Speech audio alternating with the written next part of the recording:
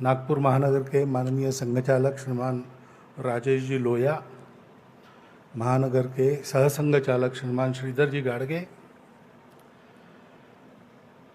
उपस्थित अधिकारी गण, मेरे सामने तथा ऑनलाइन पर उपस्थित सभी आत्मीय स्वयंसेवक बंधु, श्रद्धेय संतवृंद, नागरिक सज्जन, माता भगिनी,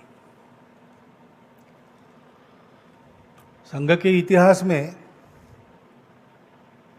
शायद संघ के प्रारंभ का दिन छोड़ दिया, 1925 की विजयादशमी को छोड़ दिया, तो प्रत्यक्ष इतने कम स्वयंसेवकों की उपस्थिति में पहली बार ये उत्सव हो रहा है। योजना से ऐसा है, क्योंकि उत्सव का तो आनंद है, सर्वदूर है, विजयादशमी अपना विजय पर्व है, सारे समाज में आनंद है, लेकिन कोरोना के कारण बंधन भी है।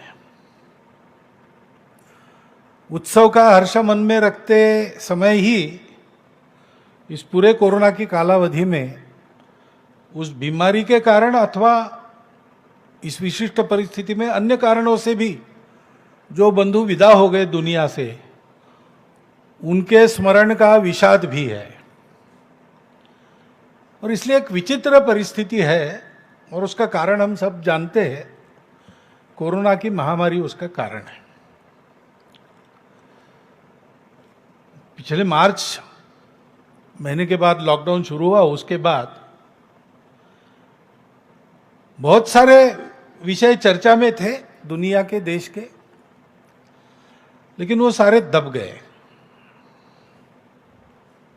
और उनकी चर्चा का स्थान इस महामारी की चर्चा ने ले लिया। अपने देश में भी घटनाक्रम समाज की और माध्यमों की चर्चा की दृष्टि से या हमारे अपने चिंतन के लिए भी कोई कम रोचक नहीं रहा है। विजयादशमी के पहले ही 370 प्रभावहीन हो गया, संसद में उसकी पूरी प्रक्रिया हुई। बाद में विजयादशमी के बाद 9 नवंबर को सुप्रीम कोर्ट का असंदिग्ध निर्णय राम जन्मभूमि के बारे में आया और एक इतिहास बना। एक मत से निर्णय था, सारे देश ने स्वीकार किया और बहुत सुंदर वातावरण में समझदारी के साथ, संयम के साथ समाज ने उसको स्वीकार किया।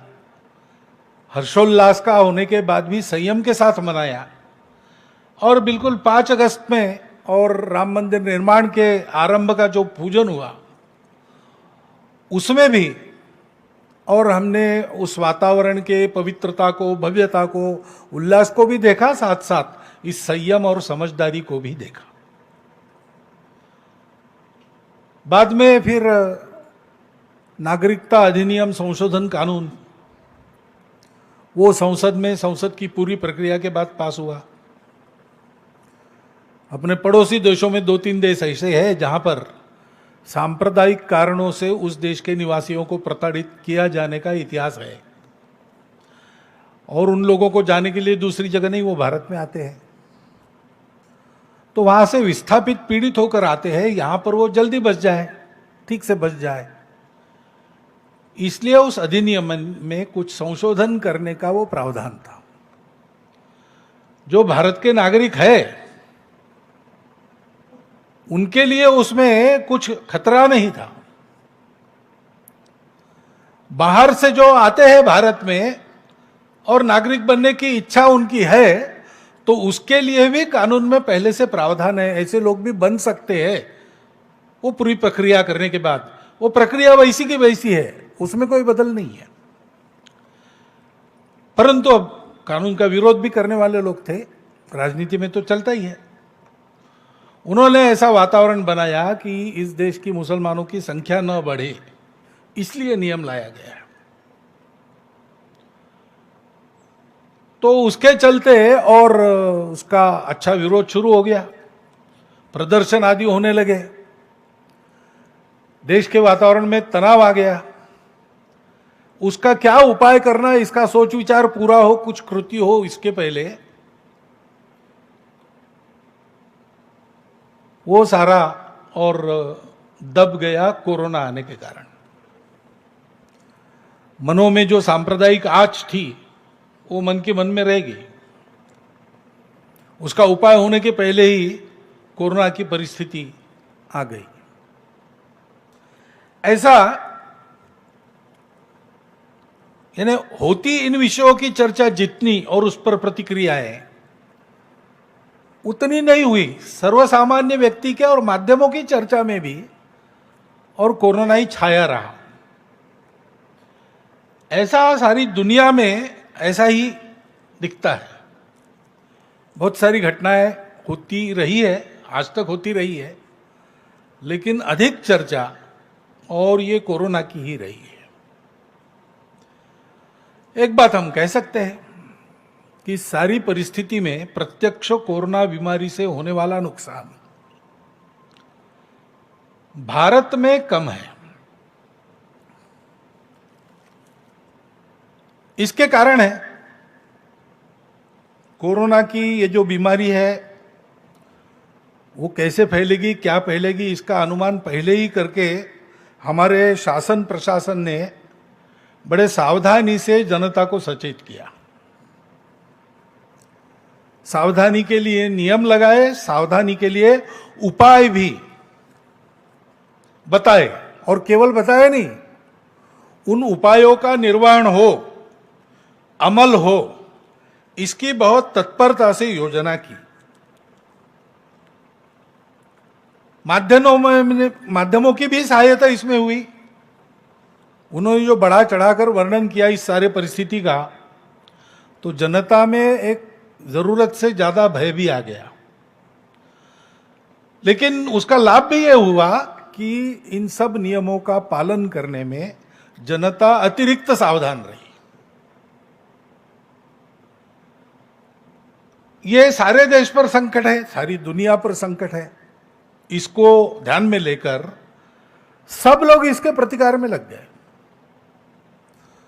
सभी चिकित्सा पद्धतियों के चिकित्सक, शुश्रूषा करने वाले, नर्सिंग वगैरह करने वाले सारे कर्मचारी, सफाई कर्मचारी, सुरक्षा करने वाले कर्मचारी उच्चतम कर्तव्य बोध के साथ रुग्णों की सेवा में जुट गए। रात दिन परिश्रम करते रहे।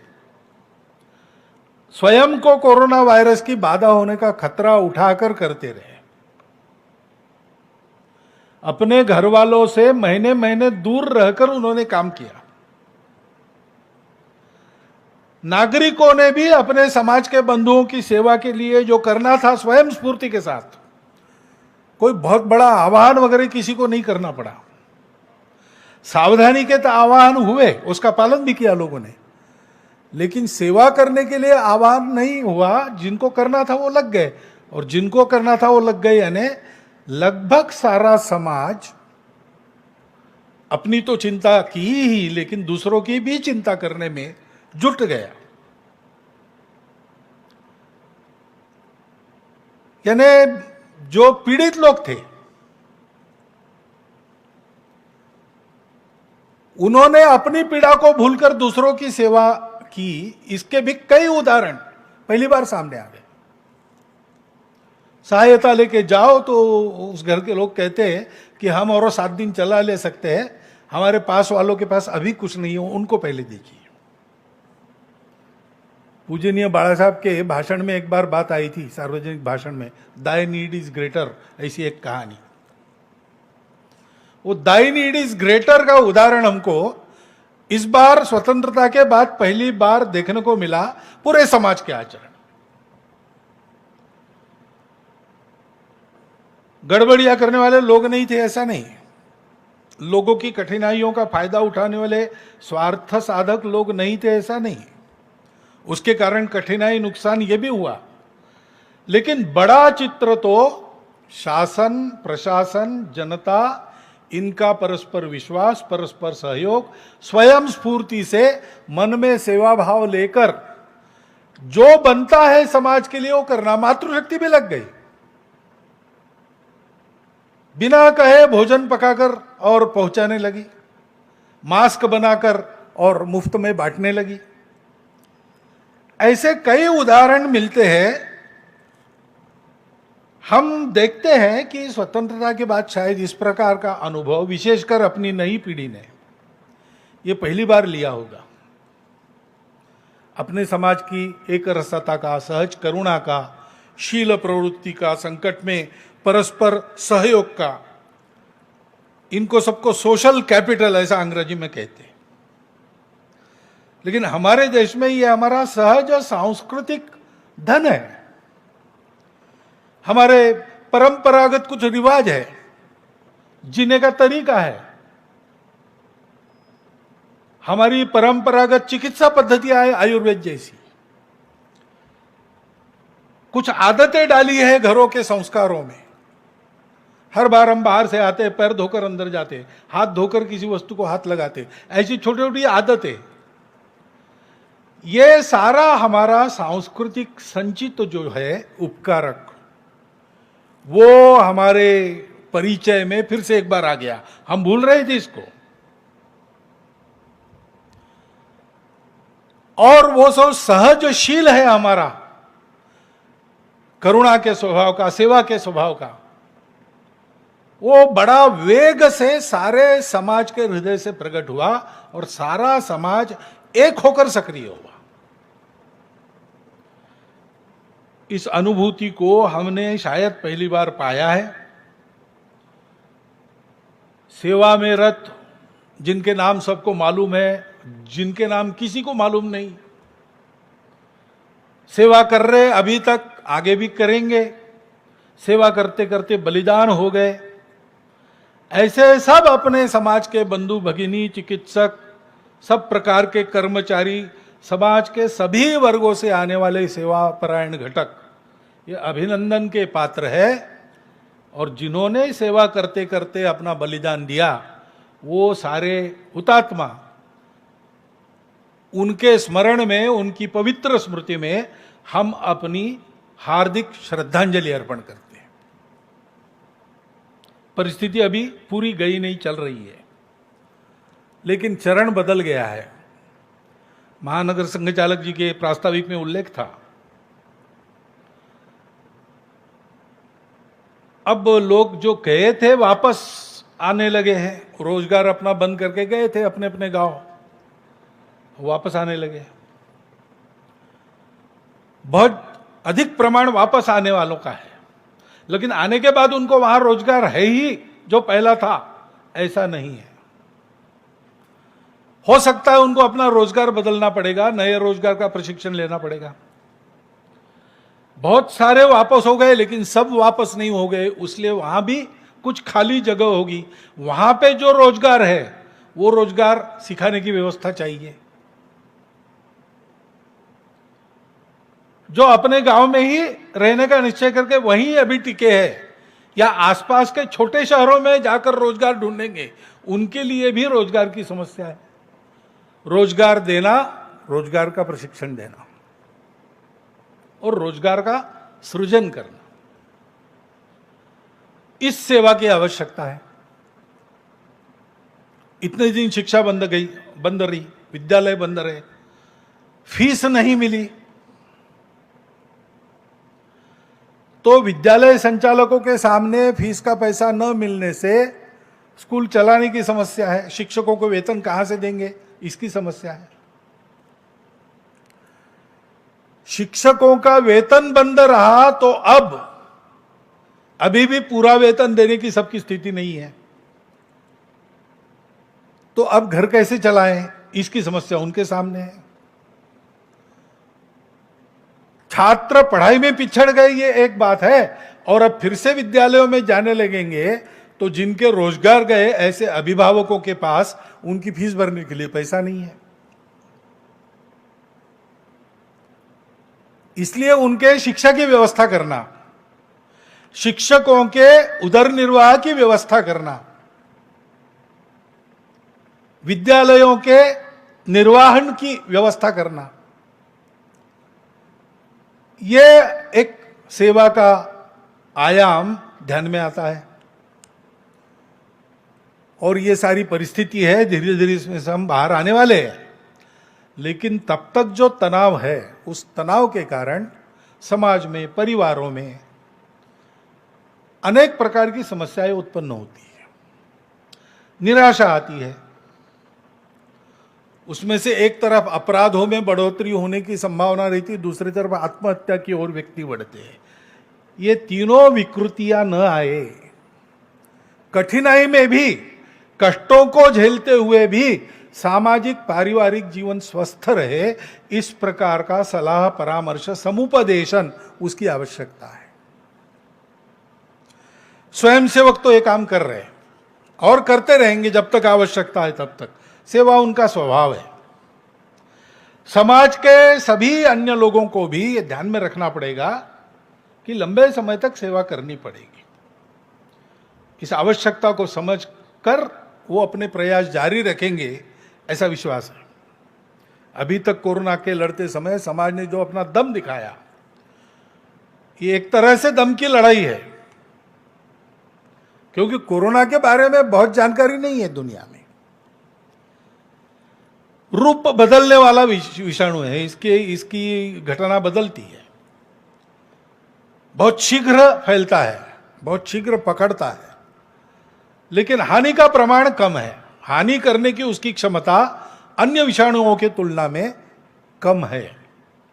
इतना ही दुनिया में उसकी जानकारी है। इसलिए लंबे समय तक इसके साथ रहना पड़ेगा, इसको जीतना पड़ेगा।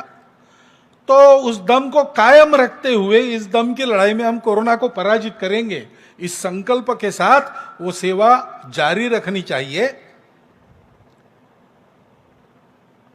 इस वातावरण के आर्थिक सामाजिक परिणामों से अपने बंधुओं का और स्वयं का बचाव करते रहना चाहिए।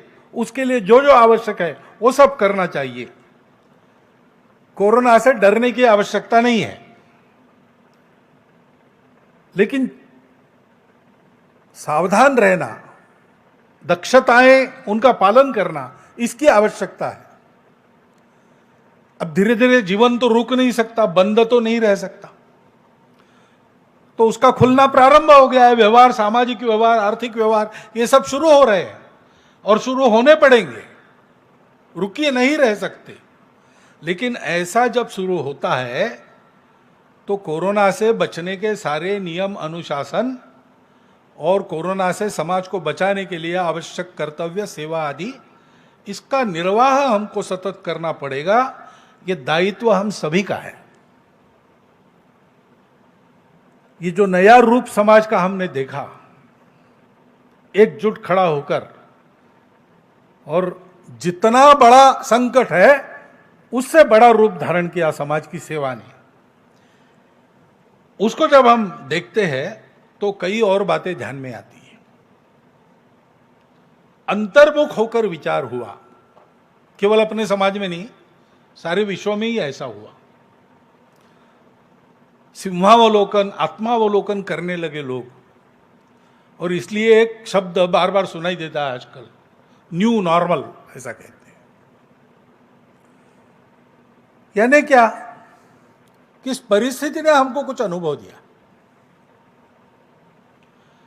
एक तो बात है कि कृत्रिम बातें जो हमारे जीवन में घुस गई थी, वो हमको जबरदस्ती बंद करनी पड़ी, और ये ध्यान में आया है उनके बंद होने से नुकसान कुछ नहीं, फायदा है। अब कल ही एक बात सुनी, एक सज्जन के घर विवाह के लिए जाना है कुछ दिनों के बाद, लेकिन ये परिस्थिति चलेगी ऐसा मानकर उन्होंने और उसकी व्यवस्था की है। तो वर पक्ष वधू पक्ष दोनों की ओर से आने जाने वालों की संख्या कम है। जो आने वाले हैं उनको भी वो एक दिन सबको नहीं बुलाएंगे, वो उनके समूह बनाकर अलग अलग दिन बुलाएंगे ताकि भीड़ न हो। मास्क वगैरह सारी बातों का और व्यवस्था वगैरह सब ठीक रहेगी, देखेंगे। तो ये सब वो बता रहे थे कि आप आएंगे तब ऐसा देखेंगे।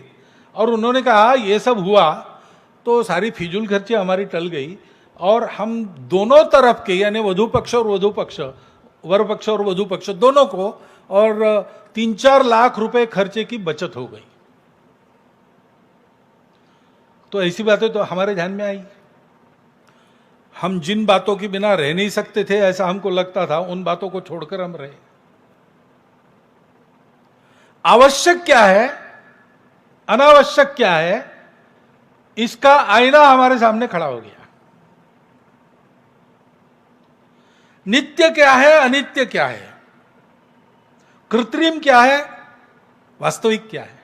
वास्तविक बातें चलती रही, कम मात्रा में चली होगी, लेकिन चलती तो रही। ये सारा हमने देखा। उसका विवेक हमको एक तरह से फिर से मिलने के लिए आया, हमने उससे फिर से भेंट की। और ऐसा चलने के कारण हमने देखा कि 8-10 दिन के बाद ही हवा में हमको ताजगी का अनुभव हुआ। ये सर्वसामान्य प्रतिक्रिया है सारे देश में। नदियों नालों के पानी में हमने स्वच्छता देखी, क्योंकि जो बातें बंद हो गई उसके कारण वहां गंदगी छोड़ना भी बंद हो गया। हमने अनेक प्रकार के पक्षी अनेक वर्षों के पश्चात फिर से खिड़की के बाहर हरियाली पर बगीचे में देखे। ये आनंद हमको मिला, अनावश्यक हमने छोड़ दिया, और जो आवश्यक हमने इन बातों के चलते दूर किया था, इसको भयवश क्यों न हो, मजबूरीवश क्यों न हो, अपनाया तो उसका आनंद हमको मिला। सारे विश्व में ये अनुभव है। अपने जो सांस्कृतिक रीति रिवाज है उसका महत्व फिर से ध्यान में आ गया, स्वच्छता का महत्व ध्यान में आ गया। पुराने अपने और उपचार पद्धति में जो दवाइयां बताई है, हमारे आंगन के पेड़ पौधों का क्या उपयोग है, ये हमारे ध्यान में आ गया। और इसलिए अभी विचार शुरू हो गया है कि ये जो पुराना उपयोगी हमने गलती से छोड़ दिया था, अभी फिर से मिल गया है।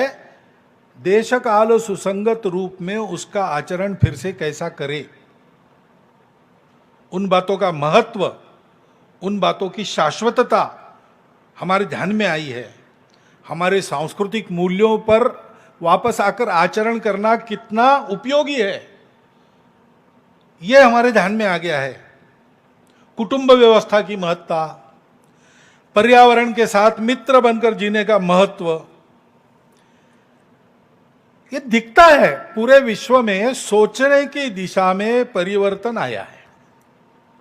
अब ये परिवर्तन ऐसा ही आगे चलेगा कि परिस्थिति सामान्य होते ही फिर से पहले जैसा लोग व्यवहार करने पड़ेंगे लगेंगे, ये तो देखने की बात है।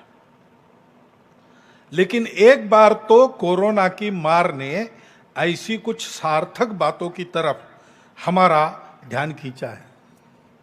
और इसलिए हम देखते थे कि ग्लोबलाइजेशन, ग्लोबल मार्केट की बात हो रही थी। मनुष्य के जीवन को दिग्दर्शित बाजार करेंगे, और इसलिए विश्व का एक बाजार होने से मानवता की एकता हो जाएगी, ऐसा चल रहा था। अब संवाद में अंतर आ गया। अब संवाद जो चलता है उसमें अपने अपने राष्ट्र को अच्छा करना और उस राष्ट्र की विशिष्टता को साथ लेकर उसको सुरक्षित रखकर अपने राष्ट्र के द्वारा विश्व के जीवन में सकारात्मक योगदान होना, इसी से मानव जीवन सुखी, संपन्न, शांति युक्त और समरसता युक्त बनेगा। ये बात सबके और ध्यान में आ गई है। और इसलिए हमको भी सोचना पड़ेगा। हमारे मूल्यों से, परंपराओं से, शाश्वत ज्ञान से फिर से भेंट हुई है, लेकिन इतने दिन हमने उनको नहीं अपनाया तो हम थोड़ा उनका स्वरूप, अर्थ आदि भूल गए हैं। हमको विचार करना पड़ेगा कि वास्तव में वो क्या है, तब हम उसको अपना सकेंगे, अपना और मानव जीवन का हित कर सकेंगे। जैसा मैंने कहा, जीवन तो नहीं थमा, कोरोना ने हमको रोक दिया, जीवन को तो नहीं रोक सकते। जीवन की अनेक बातें चलती रही। अब ये सारी कोरोना महामारी में चाइना का नाम आता है, वो पता नहीं क्या है, संदिग्ध नहीं, निसंदिग्ध कुछ नहीं, शंकाएं हैं, संदिग्धता है। लेकिन चीन ने इस कालावधि में अपने और सामरिक बल के गर्व में अभिमान में हमारी सीमाओं का जो अतिक्रमण किया और जिस प्रकार व्यवहार किया और कर रहा है, केवल हमारे साथ नहीं, सारी दुनिया के साथ, वो तो सारी दुनिया के सामने स्पष्ट है। इसके पहले भी आया है, उसका स्वभाव विस्तारवादी है, सब लोग जानते हैं। लेकिन इस बार जैसे एक साथ उसने ताइवान के साथ, वियतनाम के साथ, अमेरिका के साथ, जापान के साथ, भारत के साथ साथ ही एक साथ झगड़ा मोल लिया। कुछ उसके अपने कारण होंगे, लेकिन सबके ध्यान में फिर एक बार आ गया।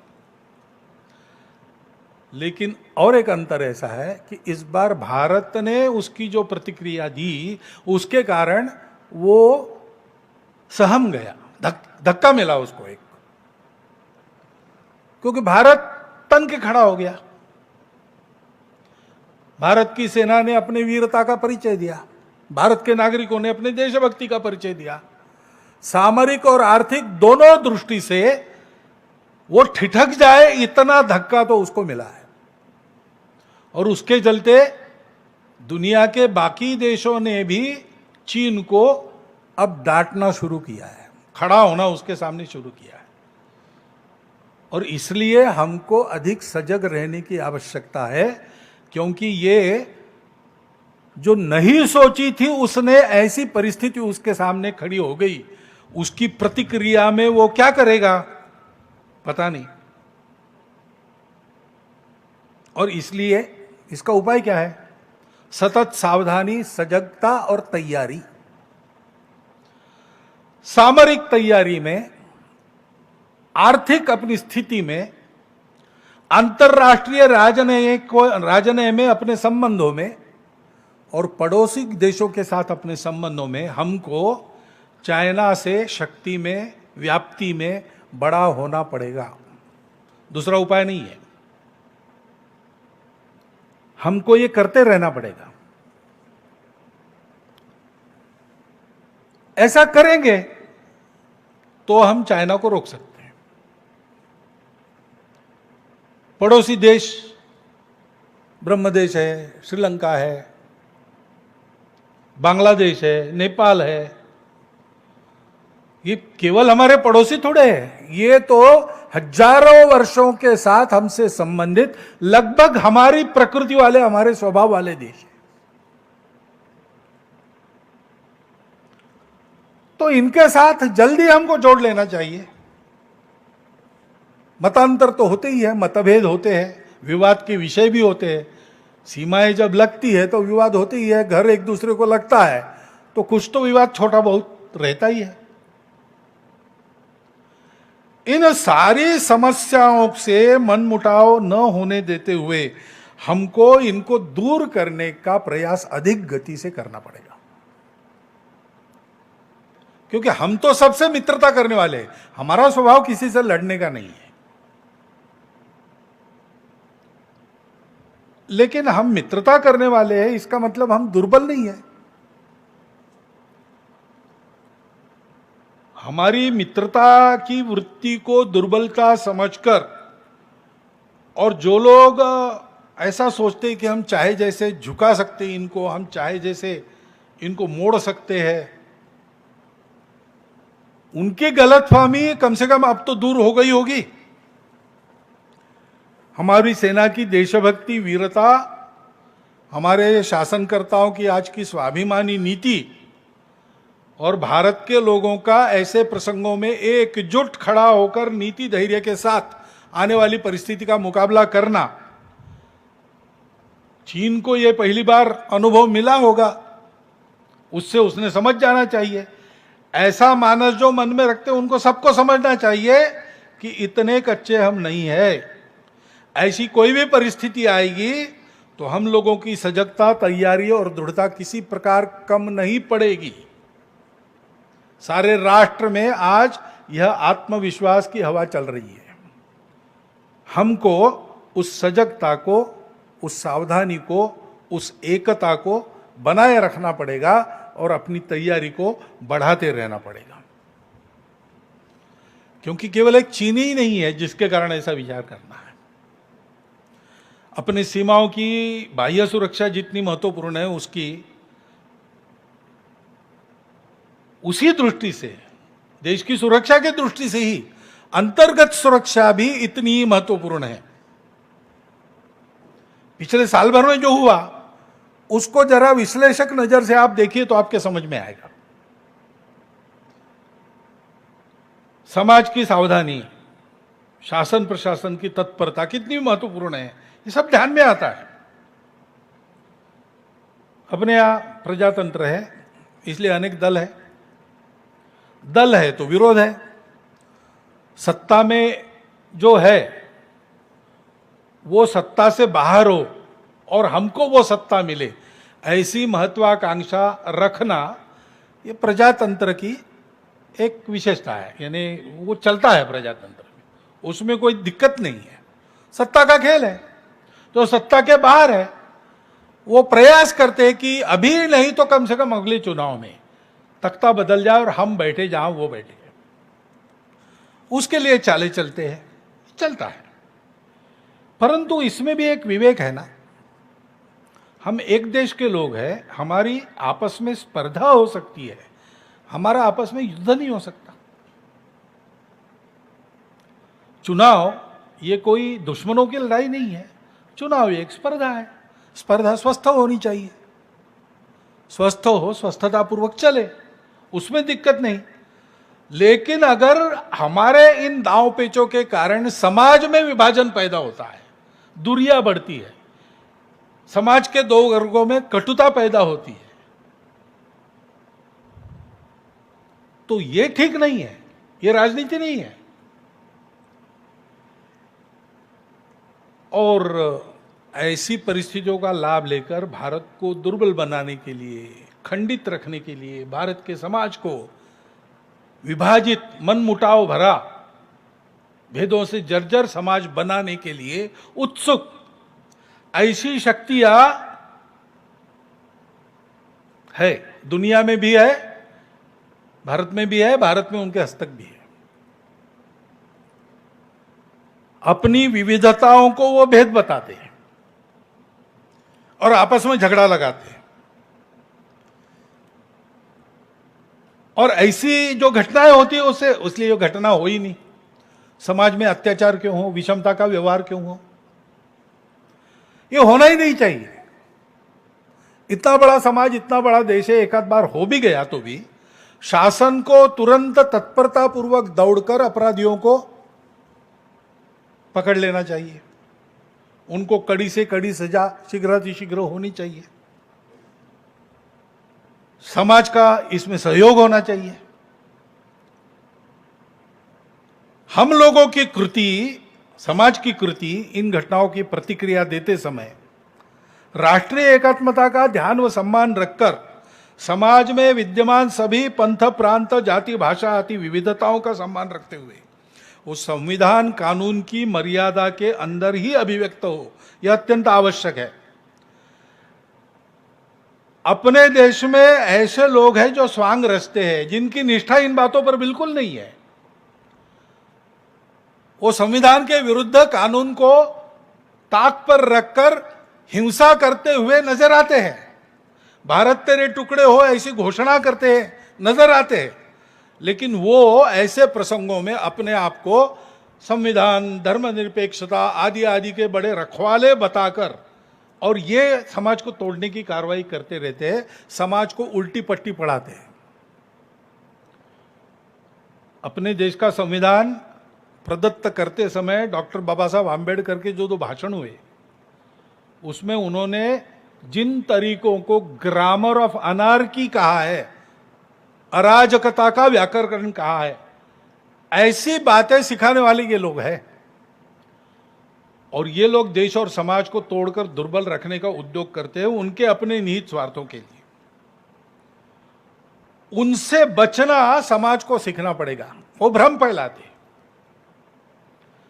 ऐसा भ्रम संघ के बारे में फैलाने का उनका पूर्वापार उद्योग चला है। आजकल वो अप्रभावी है, ये बात अलग है, लेकिन जान लेना चाहिए, जैसे संघ के बारे में भी जान लेना चाहिए। हम हिंदू शब्द का उपयोग करते हैं, हिंदुस्तान हिंदू राष्ट्र ऐसा कहते हैं। इसको लेकर भ्रम पैदा करने वाले लोग हैं, इसलिए जानना चाहिए। हिंदुत्व एक ऐसा शब्द है जिसके अर्थ को पूजा से जोड़कर संकुचित किया गया है, लेकिन संघ की भाषा में उस केवल पूजा खान पान तक मर्यादित संकुचित अर्थ में उसका प्रयोग नहीं होता। वास्तविकता में और हमारी मान्यता में वह शब्द अपने देश की पहचान को अध्यात्म आधारित उसकी परंपरा के सनातन सातत्य तथा समस्त मूल्य संपदा के साथ अभिव्यक्ति देने वाला एकमात्र शब्द है। इसलिए संघ मानता है कि यह जो शब्द है हिंदू, भारतवर्ष को अपना मानने वाले, उसके संस्कृति के वैश्विक और सार्वकालिक मूल्यों को आचरण में उतारना चाहने वाले तथा यशस्वी रूप में ऐसा करके दिखाने वाली उसकी पूर्वज परंपरा का गौरव मन में रखने वाले सभी 130 करोड़ समाज के बंधुओं को लागू होता है। हम ऐसा मानते हैं। उस शब्द के विस्मरण से हमको एकात्मता के सूत्र में पिरोकर देश व समाज से बांधने वाला बंधन ढीला होता है। हिंदू भाव को जब जब भूले आई विपद महान, भाई टूटे धरती खोई मिटे धर्म संस्थान। ये इतिहास है अपने देश का। और इसलिए हम देखते हैं कि जो इस समाज को तोड़ना चाहते हैं वो इस शब्द के टीका टिप्पणी से ही शुरू करते हैं। हम हिंदू नहीं है, इस बात को पहले फैलाते हैं। हमारी जो छोटी पहचान है, हमारा देश विविधता से युक्त देश है, तो अनेक जाति पंथ प्रांत भाषा हमारी ही है। एक ही हमारे बड़ी पहचान की अभिव्यक्ति के रूप में ये सारे आए हैं। पहले से यहां पर थे, कुछ बाहर से आ गए, वो भी इसका हिस्सा बन गए। ये सारी हमारी छोटी पहचाने, हमारी विविधता है। हिंदू विचार में ऐसी सब विश्व भर की विविधताओं का स्वीकार और सम्मान है, पूर्ण स्वीकार है, पूर्ण सम्मान है। परंतु इन विविधताओं को वो लोग बताते कि आप लोग केवल विविध प्रकार के लोग नहीं हो, आप लोग अलग अलग प्रकार के लोग हो।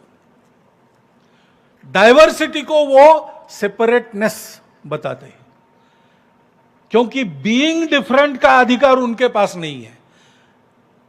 हम बीइंग डिफरेंट को मानने वाले लोग हैं, लेकिन वो डिफरेंस को सेपरेटनेस बताते हैं।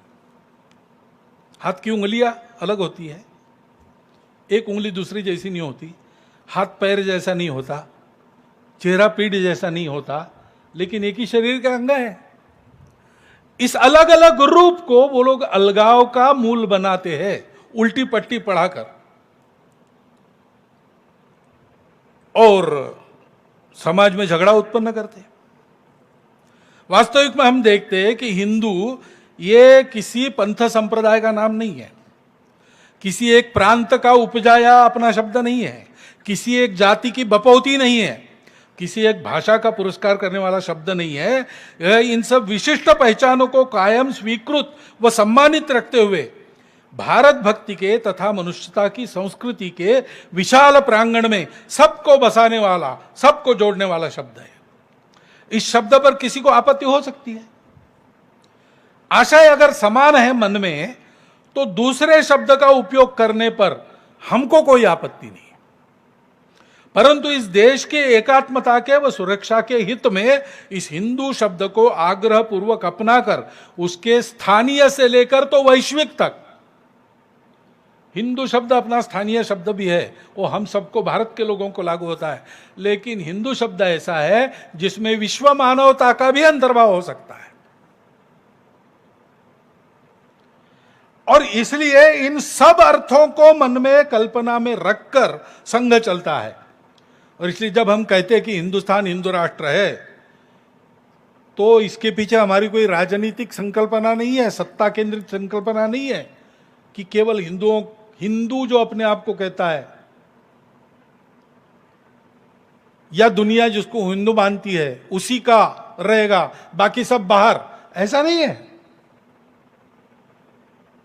अपने राष्ट्र का स्व हिंदुत्व है। हम हिंदू है यानी क्या है? ये एकमात्र बात है सारे विश्व की विविधताओं का पूर्ण स्वीकार और सम्मान।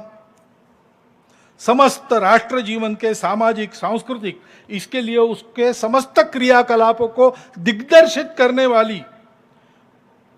करने वाले मूल्यों का व उनकी व्यक्तिगत, पारिवारिक, व्यावसायिक और सामाजिक जीवन में अभिव्यक्ति का नाम हिंदू इस शब्द से निर्देशित होता है। मातृवत परदारेषु परद्रव्येषु लोष्टवत् आत्मवत् सर्वभूतेषु यह पश्यति स पंडिता। ये कहाँ की मान्यता है? ये भारत की मान्यता है। भारत के सब पंथ संप्रदायों की, भारत के सब जाति वर्गों की, भारत के सब भारतीय भाषा भाषिकों की यही मान्यता है। और भारत के बाहर के संप्रदाय भाषा को लेकर यहां रहने वाले लोगों में भी, क्योंकि वो भारतीय पूर्वजों के वंशज है, ये बात उतरी है, उनको पहचानना चाहिए। क्योंकि ये कुछ छोड़ना नहीं पड़ता आपको हम हिंदू कहते हैं तो आपको कुछ नहीं छोड़ना पड़ता। आप अपने आप को हिंदू कहते हैं तो आपको कुछ नहीं छोड़ना पड़ता। केवल हमारी भाषा, हमारा पंथ संप्रदाय, हमारा प्रांत, इसी का वर्चस्व रहे देश में, बाकी सब गौण हो जाए, ऐसी जो महत्वाकांक्षाएं हैं वो छोड़नी पड़ती है। मन से हम दूसरों से अलग है, हमको अलग रहना है, ये अलगाववाद छोड़ना पड़ता है। मन से हम ही सही बाकी सब गलत, ये कट्टरपन छोड़ना पड़ता है। उस कट्टरपन के चलते आई हुई मतांतरण जैसी गतिविधियों को छोड़ना पड़ता है। और इन बातों की, इन विविधताओं को अलगाव बनाकर हम लोगों को भड़काने का सतत उद्योग करने वाले लोगों से हमको बच के रहना पड़ता है। द्वेष सिखाने वालों से बच के रहना पड़ता है। भारत की विविधता में मूल में स्थित शाश्वत एकता को तोड़ने का घृणित प्रकार ऐसे ही करने वाली मंडली है, मैंने बताया। वो ऐसे झूठे सपने दिखाते हैं, अलगाव खड़ा करते हैं और घुस जाते हैं और सहायक करके आते और मालिक बनकर बैठ जाते, लीडरशिप करने लगते।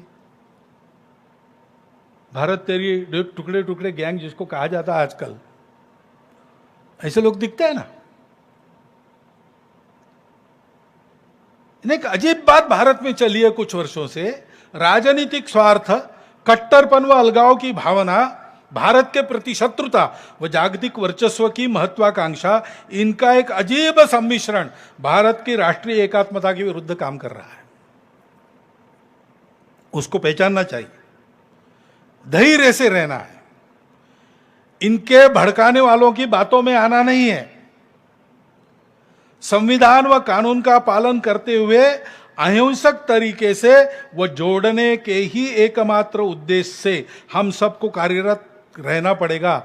एक दूसरे के स्वार्थों का समन्वय करते हुए जो बनते हैं, एक होते हैं, वो स्वार्थ अलग होते ही टूट जाते हैं। ये हमारा स्वार्थ का नाता नहीं है, ये हमारा जोड़ने के लिए नाता है, आत्मीयता का नाता है, समरसता का नाता है। इसको पहचान के रहना पड़ता है। और इसलिए एक दूसरे के प्रति व्यवहार में हम लोग संयमित, नियम कानून तथा नागरिक अनुशासन के दायरे में सद्भावनापूर्ण व्यवहार करते हैं तो परस्पर विश्वास का वातावरण बनता है। और ये वातावरण एक बार बनता है तो जो भी जिसकी समस्या हो, सब मिल बैठकर ठंडे दिमाग से, समन्वय से उसका हल निकाल सकते हैं। हर समस्या का हल निकलेगा। लेकिन उसके लिए ये सारी समस्याएं किसी एक वर्ग संप्रदाय की नहीं है, किसी एक प्रांत भाषा की नहीं है, संपूर्ण हिंदू जाति की है।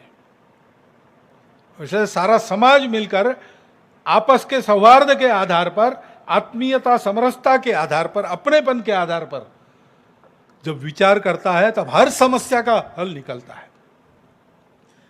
ऐसा नहीं करते हैं, आपस में लड़ने लगते हैं, अविश्वास बनता है। आक्रामक भाषा, आक्रामक कृतियां, एक दूसरे के प्रति तिरस्कार की, द्वेष की कृतियां, इससे वातावरण कलुषित होता है, एक दूसरे पर विश्वास नहीं रहता। और जब विश्वास नहीं रहता तब समस्या क्या है ये समझ में भी नहीं आता, हल साधना तो दूर बात है। भय की भावना में अनियंत्रित हिंसक आचरण को बढ़ावा मिलता है, दूरियां और विरोध बढ़ते रहते हैं। और इसलिए धैर्यपूर्वक सौहार्द का व्यवहार रखना, उसको बढ़ाना, इसके लिए आवश्यक है। अपनी अपनी पहचान है, वो मान्य है, पूर्ण स्वीकार है, परंतु हम सबकी एक बड़ी पहचान है। भारत माता के पुत्र, भारतीय पूर्वजों के वंशज, भारतीय संस्कृति में पले बढ़े, उसको आगे संवर्धित करने के लिए जीने वाले हम सब। इसको हम हिंदू कहते हैं, आप और कुछ कहते हो, लेकिन यही आशय है। इस सत्य को हमको स्वीकार करना पड़ेगा।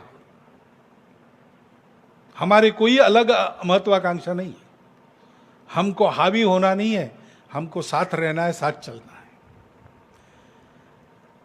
भारत से कोई भारतीय अलग हो नहीं सकता, हो गया तो उसका परिणाम अच्छा नहीं है। चारों ओर उदाहरण है, जिन्होंने भारत नाम छोड़ दिया, भारतीय से अलग हो गए, उनका क्या हो रहा है हम देख सकते हैं। ये सारा दृश्य हमको दिशा निर्देश दे रहा है। भारतीयों को सबको एक भावना में मिल जाना चाहिए, अपने यहाँ जिसको इमोशनल इंटीग्रेशन कहते हैं, भावनिक एकता।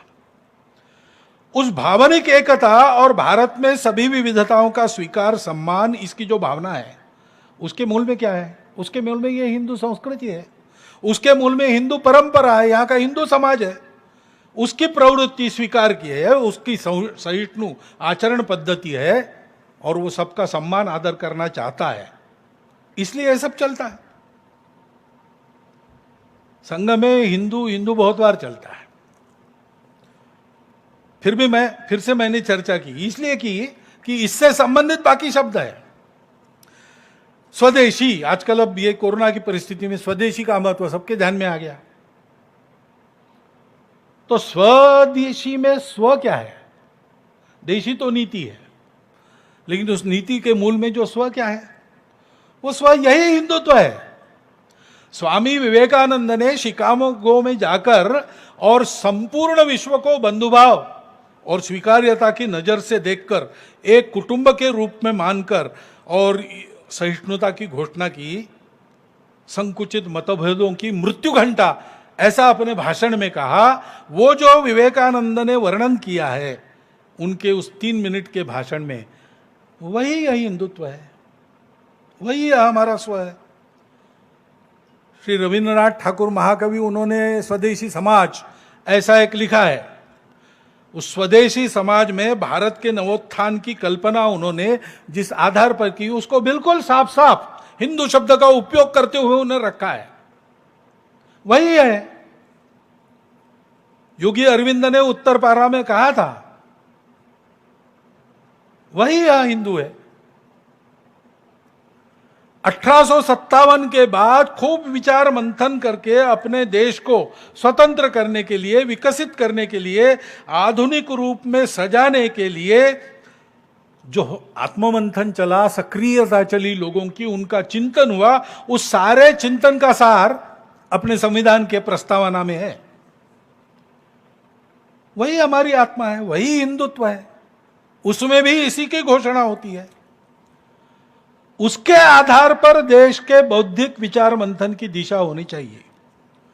उसके द्वारा किए जाने वाले सारासार विवेक, कर्तव्य अकर्तव्य के विवेक निकष उसके ही आधार पर निश्चित होने चाहिए। हमारे राष्ट्रीय मानस की आकांक्षा, अपेक्षा और दिशा उसी के प्रकाश में साकार होनी चाहिए। हमारे पुरुषार्थ के भौतिक जगत में किए जाने वाले उद्यम, उसके गंतव्य, हमको क्या चाहिए और उसके प्रत्यक्ष परिणाम उसी आत्मा के अनुरूप होने चाहिए। तब और तभी भारत को स्वदेशी युक्त स्वनिर्भर कहा जाएगा। उत्पादन का स्थान भारत में हो, ठीक है। उत्पादन में लगने वाले हाथ भारत के हो, यह भी ठीक है। उत्पादन के विनिमय से मिलने वाले आर्थिक लाभ भारत में ही रहने चाहिए। परंतु इससे केवल नहीं होता, उत्पादन करने के पीछे जो विचार है, ये सारा पुरुषार्थ करने के पीछे जो विचार है, वो स्व आधारित होना चाहिए। विनोबा जी ने इसीलिए कहा कि स्वदेशी यानी क्या? स्वावलंबन तो हम सब समझते हैं, उसका उन्होंने उपयोग किया, स्वदेशी यानी स्वावलंबन, लेकिन दूसरा शब्द उपयोग किया अहिंसा। ये कहाँ से आ गया भाई? स्वदेशी में अहिंसा कहाँ से आ गई? क्योंकि वो भारत की सनातन आत्मा का जीवन का मूल्य है, सत्य अहिंसा अस्त्य अपरिग्रह ब्रह्मचर्य। दत्तोपंत ठेंगड़ी ने कहा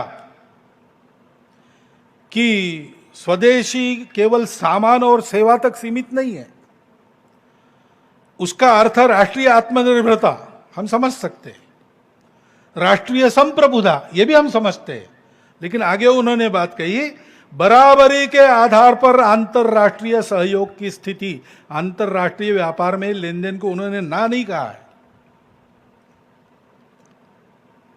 हम ऐसे बने इसलिए बराबरी से बात करके अपनी शर्तों के आधार पर हम कंपनियों को बुलाते हैं, हमारे लिए अपरिचित कोई टेक्निक है वो लाने के लिए हम कुछ सहूलियत देते हैं, उसकी मनाही नहीं है। लेकिन भारत की दूसरी विशेषता है, वो सहचिंतन में विशेष विश्वास करता है। तो ये निर्णय सारे सहमति बनकर होने चाहिए। स्व का अवलंबन तो अभिप्रेत है, हमारी दृष्टि के आधार पर हम अपने गंतव्य को और गंतव्य तक जाने के रास्ते को निर्देशित करते हैं। उसी दौड़ में शामिल होकर जिसमें दुनिया भाग रही है उसमें हम जीत जाते हैं तो पराक्रम तो निश्चित है, लेकिन उसमें स्व नहीं है।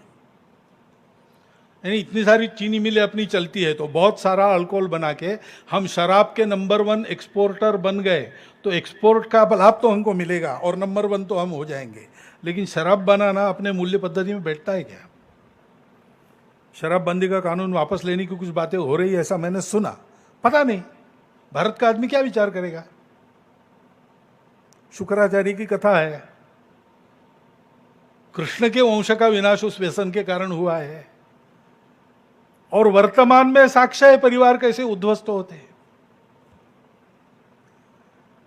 तो इसलिए आप कितना कमाते हो इससे भी ज्यादा महत्वपूर्ण स्व में बात है, कैसा कमाते हो, आपका विचार क्या है, आपकी दिशा क्या है। कृषि नीति तो केवल अच्छी फायदेमंद कृषि इतने से काम नहीं चलता। हमारी जो कृषि की कल्पना है, हम सबसे पुराने कृषि करने वाले देश हैं,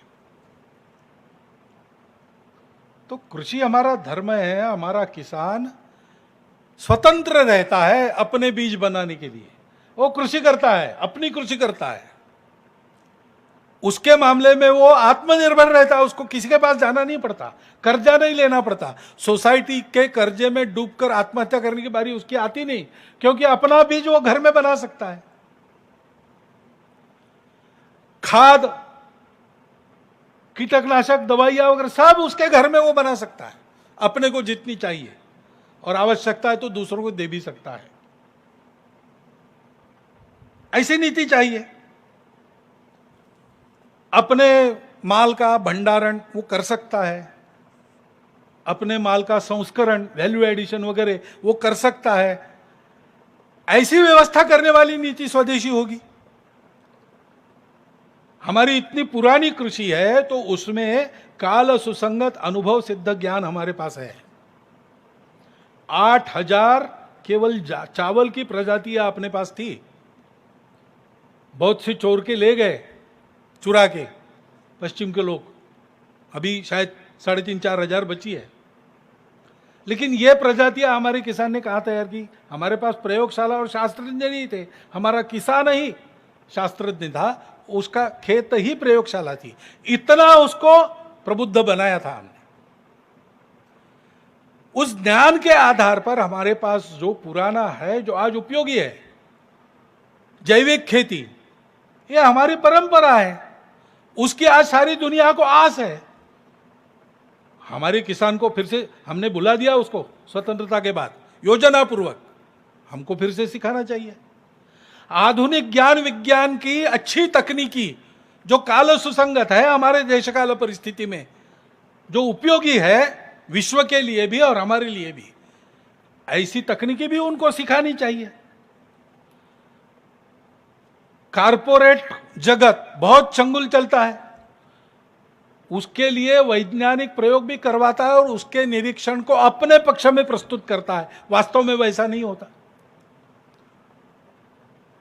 इन सारे चंगुलों के, मध्यस्थों के, दलालों के चंगुल से बचकर वो अपनी खेती कर सके, अपना उत्पादन कर सके और अपने उत्पादन को ठीक से बेच सके जहां अच्छा भाव मिलता है वहां। ऐसी जब नीति होती है तो वो स्वदेशी कृषि नीति है। आज एकदम आज की परिस्थिति में लागू हो सकता है? नहीं हो सकता है, लेकिन कल लागू कर सके इस तरफ ले जाने वाली नीति, वो स्वदेशी कृषि नीति कहलाएगी। ऐसी नीति होनी चाहिए।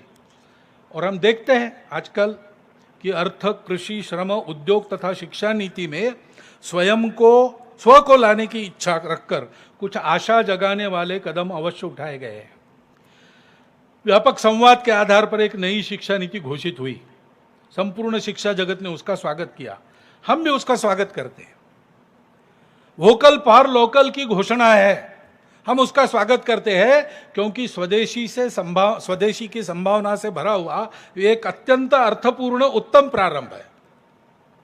लेकिन इसका क्रियान्वयन पूरा करना पड़ेगा और तब तक बहुत बारीकी से ध्यान रखना पड़ेगा। करने वाले सब लोग अगर स्वदेशी से सुपरिचित है तो वो ठीक हो सकेगा। इसलिए स्व का या आत्म तत्व का विचार हमको इस व्यापक परिप्रेक्ष्य में सबको आत्मसात करना पड़ेगा, तब ये बातें आगे ठीक चलेगी। हमारे भारतीय विचार में जैसा मैंने कहा, सहमति को महत्व है, संघर्ष से प्रगति हम नहीं मानते। हाँ, संघर्ष का स्थान है, अन्याय निवारण का अंतिम उपाय हमने संघर्ष को माना है, वो तब मान्यता देते हैं। लेकिन विकास और प्रगति हमारे यहां समन्वय के आधार पर सोची गई है। इसलिए हमारे यहां किसान स्वतंत्र है, अपनी खेती खुद करता है, उसको की स्थिति ऐसी है कि उसको किसी की जरूरत नहीं। लेकिन वो जो खेती करता है वो दुनिया को खिलाने के लिए करता है, अपने लाभ के लिए नहीं करता। खेती करता है तो एक जमाना ऐसा था, खेती सबसे अच्छी, लेकिन सबसे अच्छी खेती जब थी तब किसान वो सबसे अच्छी है, अधिक फायदा देने वाली इसलिए नहीं करता था, वो सबको खिलाने के लिए। खेती करना हमारा धर्म है इसलिए करता था, समाज की धारणा करने के लिए करता था। क्योंकि ये मन की आत्मीयता, सबके प्रति आत्मीयता की भावना के आधार पर एक ही राष्ट्र पुरुष के अंग के रूप में परस्पर निर्भरता से चलने वाली व्यवस्था बनाकर वो चलता था। सभी का लाभ, सभी का सुख ये साधता था। ये जो आत्मीयता और विश्वास की भावना है वो नीति बनाते समय जैसे शिक्षा नीति में हुआ, सभी संबंधित पक्षों और व्यक्तियों से व्यापक विचार विनिमय होकर परस्पर सकारात्मक मंथन, उससे सहमति बनती है, उससे निकलती है। सबके साथ संवाद, उसमें से सहमत, उसका परिणाम सहयोग, इस प्रक्रिया के कारण विश्वास, अपने आत्मीय जनों में, समाज में यश, श्रेय आदि प्राप्त करने की यही प्रक्रिया बताई है ना। समानो मंत्र समिति समानी समानम मनः सह चित्तमेषाम समानम मंत्रम अभिमंत्रये वह समानेन वो हविषा जुहोमि। हम लोगों का सौभाग्य है कि आज के राजनीतिक नेतृत्व के से हम इन अपेक्षाओं को कर सकते हैं। समाज और शासन के बीच एक और स्तर है प्रशासन का, वो पर्याप्त संवेदनशील और पारदर्शी होना चाहिए, तब यह कार्य अधिक अच्छी तरह संपन्न होगा। क्योंकि सहमति के आधार पर किए गए निर्णय बिना परिवर्तन के तत्परतापूर्वक जब लागू होते हैं तब वह समन्वय और सहमति का वातावरण और मजबूत होता है। घोषित नीतियों का क्रियान्वयन आखिरी स्तर तक हो रहा है कि नहीं, कैसे हो रहा है, ये देखने की आवश्यकता हमेशा रहती है। उसके बारे में सजगता और नियंत्रण सदा आवश्यक रहता है। नीति निर्माण के साथ साथ उसके क्रियान्वयन में भी तत्परता व पारदर्शिता रहने से नीति में अपेक्षित परिवर्तन के लाभों को पूर्ण मात्रा में पा सकते हैं। सभी विचारवान लोगों का ध्यान अपने देश की आर्थिक दृष्टि में कृषि उत्पादन को विकेंद्रित करने वाले छोटे और मध्यम उद्योग, रोजगार सृजन, स्वरोजगार, पर्यावरण मित्रता तथा उत्पादन के सभी क्षेत्रों में शीघ्र स्वनिर्भर होने की आवश्यकता की तरफ आकर्षित हुआ है। इन क्षेत्रों में कार्यरत हमारे छोटे बड़े उद्यमी, किसान आदि सभी इस दिशा में आगे बढ़कर देश के लिए सफलता पाने के लिए उत्सुक है। उनकी इच्छा है हम कुछ अच्छा करें जिससे देश बड़ा हो। लेकिन बड़े देशों की प्रचंड आर्थिक ताकत के आगे वो थोड़े दुर्बल है। उस स्पर्धा में शासन को उनको सुरक्षा कवच देना पड़ेगा। कोरोना की परिस्थिति के चलते 6 महीनों के अंतराल के बाद फिर खड़ा होने के लिए सहायता देने के साथ ही वह पहुंच रही है, यह भी सुनिश्चित करना पड़ेगा। हमारे स्व की दृष्टि के आधार पर हम आगे बढ़ेंगे, ये सारी बातें करेंगे, तो ये सारे हमारे जो स्वप्न है परम वैभव संपन्न विश्वगुरु भारत के, वो सत्य में उतरेंगे, अवश्य उतरेंगे। लेकिन ये ध्यान रखना पड़ेगा, नहीं तो उनमें फिर अधूरापन रहेगा। लेकिन अब ये शासन नीति वगैरह इसकी चर्चा ठीक है, परंतु मुख्य दायित्व, मूलभूत दायित्व, गुरुतर दायित्व समाज का होता है। ये जो स्व का महत्व हमारे ध्यान में आया है, राष्ट्रीयता का, सांस्कृतिक मूल्यों की महत्ता का, पर्यावरण का विचार, उसके प्रति कृति की तत्परता, ये ढीली नहीं पड़नी चाहिए। कोरोना चला जाएगा हम भूल जाएंगे, ऐसा नहीं होना चाहिए। ये तब संभव होगा जब संपूर्ण समाज निरंतर अभ्यास इसका करेगा और ये अपने स्वभाव में लाएगा। उसके लिए क्या करना, इसका विचार करना चाहिए।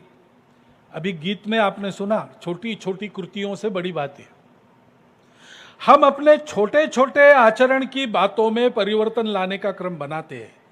नित्य इन सब विषयों के प्रबोधन के उपक्रम चलाकर हम अपने आदत के इस परिवर्तन को कायम रखकर आगे बढ़ा सकते हैं।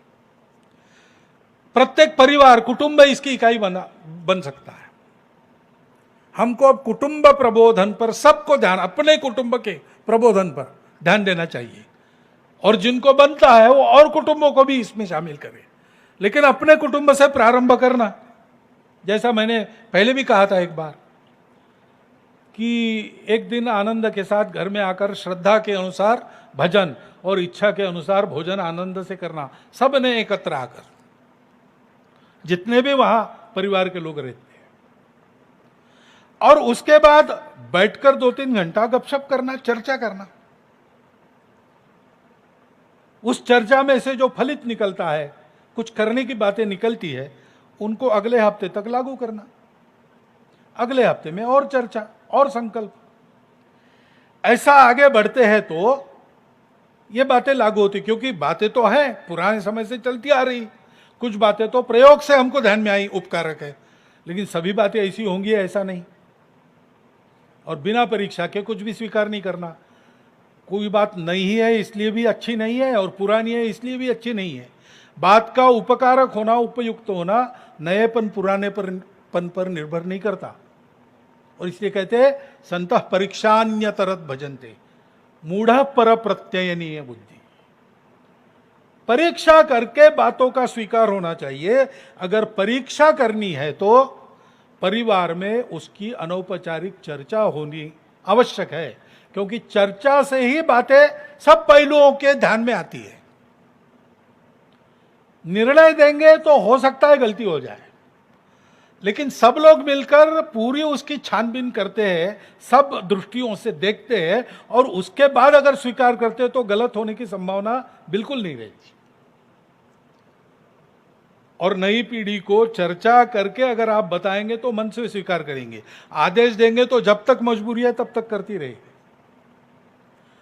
और इसलिए जैसे हम संघ के स्वयंसेवकों को कहते हैं कि कुटुंब बैठक करो, अभी शाखाएं शुरू हो रही है, लेकिन कुटुंब बैठक छोड़ो मत, अपने कुटुंब में संघ की चर्चा करते रहो, ताकि नई पीढ़ी संघ की भी परीक्षा करके उसको स्वीकार करेगी, तो मन से स्वीकार करेगी। ऐसा अनौपचारिक चर्चा होने से किसी उपयुक्त वस्तु को स्वीकारने का या अनुपयुक्त व्यक्ति को वस्तु को छोड़ने का मन बनता है, तो स्वेच्छा से स्वीकार होता है। छोटे छोटे विषय, अपने घर का रखरखाव, अपने घर की साज सज्जा, अपने कुटुंब की गौरव परंपरा, अपने कुटुंब में काल सुसंगत क्या रीति रिवाज चलते आए हैं, अपनी कुल रीति क्या है, इसकी चर्चा कर सकते हैं। पर्यावरण का विषय, अपने घर में पानी का बचाकर उपयोग हो, अपने हाथ की बात है। अपने घर में कम से कम सिंगल यूज प्लास्टिक बिल्कुल न रहे, हम कर सकते हैं। अपने घर में जगह नहीं है तो गमलों में फूल सब्जी पौधे कुछ उगाओ, आंगन है तो हरियाली, सब्जी का बगीचा, यहां से लेकर तो और वृक्षारोपण के उपक्रम कार्यक्रम तक कृति में शामिल होना। क्योंकि ये अभी महानगर संघचालक जी ने कहा कि रोज का समय, रोज का धन और रोज का श्रम अपने लिए तो लगता है, परिवार के लिए तो लगता है, समाज के लिए कितना लगता है। परिवार में चर्चा हो, सब लोग अपना संकल्प करें। ऐसे कार्यक्रमों में, प्रबोधन के उपक्रमों में जाना, इसकी आवश्यकता है। रक्तदान है, नेत्रदान है, वृक्षारोपण है, जल संधारण है, अनेक प्रकार की सेवाएं, कितनी ही बातें समाज में हम कर सकते हैं, उसकी चर्चा होनी चाहिए। सारा समाज हमारा है तो सारे समाज में हमारे मित्र है कि समाज के एक विशिष्ट वर्ग में है। हम लोगों का जिनके घर में जाना आना होता है परिवारों में, वो केवल एक वर्ग के हैं, केवल विशिष्ट वर्गों के हैं, कि संपूर्ण समाज के सभी वर्गों में हमारे मित्र हैं। हम उनके घर जाते कुटुंब सहित, वो हमारे घर आते कुटुंब सहित। ये कैसे हो सकता है?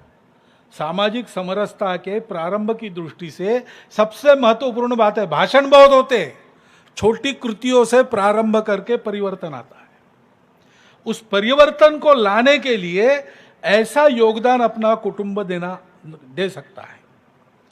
ऐसे छोटे छोटे उपक्रमों के द्वारा व्यक्तिगत जीवन में सद्भाव, शुचिता, संयम, अनुशासन सहित मूल्याधारित आचरण का विकास कर सकते हैं। उसके परिणाम स्वरूप हमारा सामूहिक व्यवहार भी नागरिक अनुशासन का पालन करते हुए परस्पर सौहार्द बढ़ाने वाला व्यवहार हो जाता है। प्रबोधन के द्वारा समाज के सामान्य घटकों का मन अपनी अंतर्निहित एकात्मता का आधार स्वर हिंदुत्व को बनाकर चले तथा देश के लिए पुरुषार्थ में अपने राष्ट्रीय स्वरूप का आत्मभान, सभी समाज घटकों की आत्मीयतावश परस्पर निर्भरता, हमारी सामूहिक शक्ति सब कुछ कर सकती है, यह आत्मविश्वास, हमारे मूल्यों के आधार पर विकास यात्रा के गंतव्य की स्पष्ट कल्पना जागृत रहती है तो निकट भविष्य में ही भारतवर्ष को संपूर्ण दुनिया की सुख शांति का युगानुकूल पथ प्रशस्त करते हुए बंधुभाव के आधार पर मनुष्य मात्र को वास्तविक स्वतंत्रता व समता प्रदान करने वाला भारतवर्ष इस नाते खड़ा होता हुआ हम देखेंगे। ऐसे व्यक्ति व कुटुंबों के आचरण से संपूर्ण देश में बंधुता, पुरुषार्थ तथा न्याय नीति पूर्ण व्यवहार का वातावरण चतुर्दिक खड़ा करना पड़ेगा। यह प्रत्यक्ष में लाने वाला कार्यकर्ताओं का देशव्यापी समूह खड़ा करने के लिए ही 1925 से राष्ट्रीय स्वयंसेवक संघ कार्य कर रहा है, क्योंकि इस प्रकार की संगठित स्थिति ही समाज की सहज, स्वाभाविक व स्वस्थ अवस्था है। शतकों के आक्रमणग्रस्तता के अंधकार से मुक्त हुए अपने इस स्वतंत्र राष्ट्र के नवोदय की पूर्व शर्त यह समाज की संगठित अवस्था है। इसी को खड़ा करने के लिए हमारे महापुरुषों ने प्रयत्न किए। स्वतंत्रता के पश्चात इस गंतव्य को ध्यान में लेकर ही उसको युगानुकूल भाषा में परिभाषित कर उसके व्यवहार के नियम बताने वाला संविधान हमें मिला है। उसको यशस्वी करने के लिए पूरे समाज में यह स्पष्ट दृष्टि, परस्पर समरसता, एकात्मता की भावना तथा देश हित को सर्वोपरि मानकर किया जाने वाला व्यवहार इस संघ कार्य से ही खड़ा होता है। इस पवित्र कार्य में प्रामाणिकता से, निस्वार्थ बुद्धि से व तन मन धन पूर्वक देश भर में लक्षावधि स्वयंसेवक इस अभियान के इसका काम कर रहे। आपको भी, सभी नागरिक सज्जन माता भगिनियों को विनंती, आपको भी उनके सहयोगी कार्यकर्ता बनाकर देश के नवोत्थान के इस अभियान के रथ में हाथ लगाने का आह्वान करता हुआ मैं अपने शब्दों को विराम देता हूं। प्रश्न बहुत से, उत्तर एक, कदम मिलाकर बढ़े अनेक, वैभव के उत्तुंग शिखर पर सभी दिशा से चढ़े अनेक। भारत माता की जय।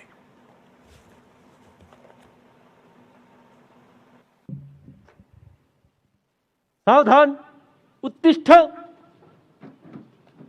आरम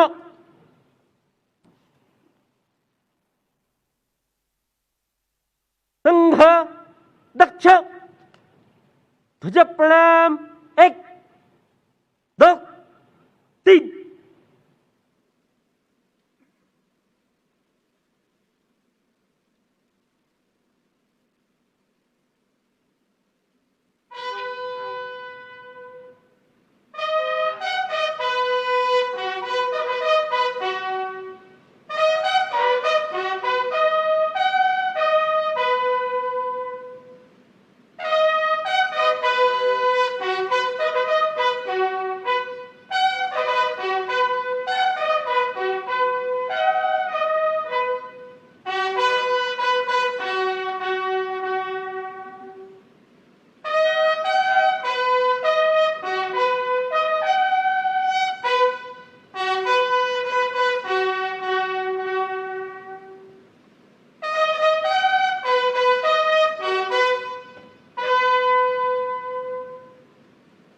संघ वीकिर वाम हृत आरम स्वस्थ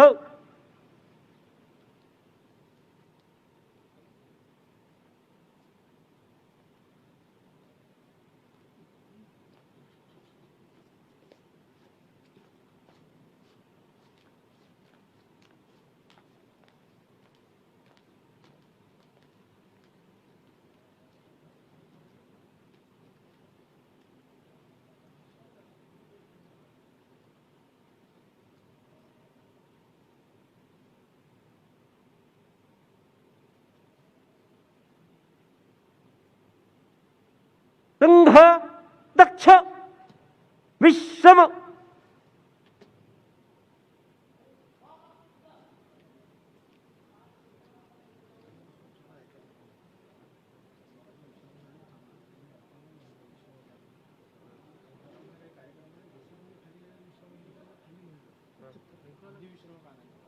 लगेच